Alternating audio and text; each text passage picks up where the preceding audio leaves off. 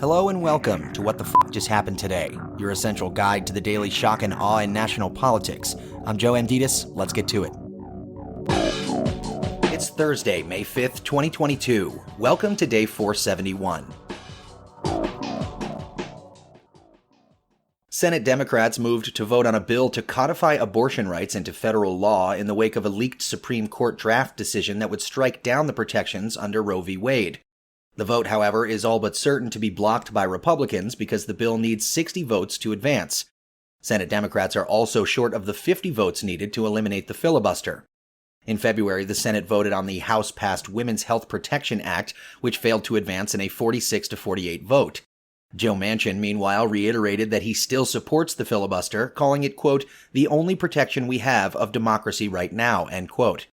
And Susan Collins, one of two Republican senators who support abortion rights, says she doesn't support legislation to create a statutory right to abortion because the measure doesn't, quote, protect the right of a Catholic hospital to not perform abortions, end quote.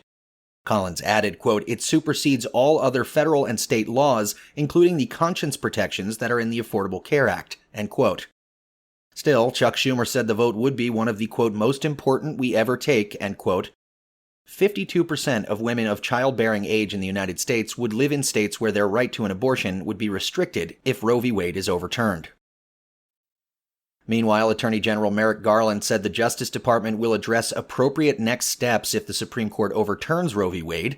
It's still unclear what kind of enforcement the DOJ would use to protect people who are seeking abortions, but Garland said the department has steadfastly been committed to defending the right to abortion.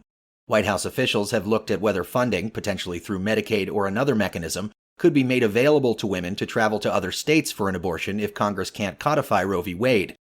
Senate Republicans, on the other hand, have discussed potential legislation to restrict abortions nationwide if they gain control of the Senate.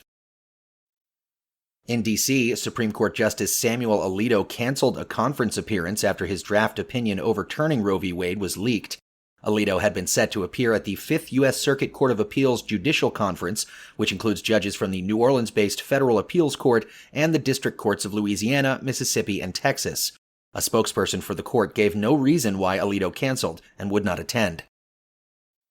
In Louisiana, House Republicans advanced a bill that would classify abortion as homicide and allow prosecutors to criminally charge patients. The bill would grant constitutional rights to a person, quote, from the moment of fertilization, end quote, which could also restrict in vitro fertilization and emergency contraception. Moving on, the stock market had one of its worst days since 2020, just a day after notching one of its biggest one-day gains in 2 years. The Dow lost 3.12% and Nasdaq fell by 4.99%, marking the worst single-day drops since 2020, while the S&P 500 fell by 3.56%, marking its second worst day of the year. And finally, nearly 15 million people worldwide have died from causes related to the coronavirus pandemic, according to a new estimate from the World Health Organization. That's all for now. You can find the links and sources for all of these stories on the main website. And as always, visit whatthefjusthappenedtoday.com for the latest news and headlines. Until next time, I'm Joe Amditis.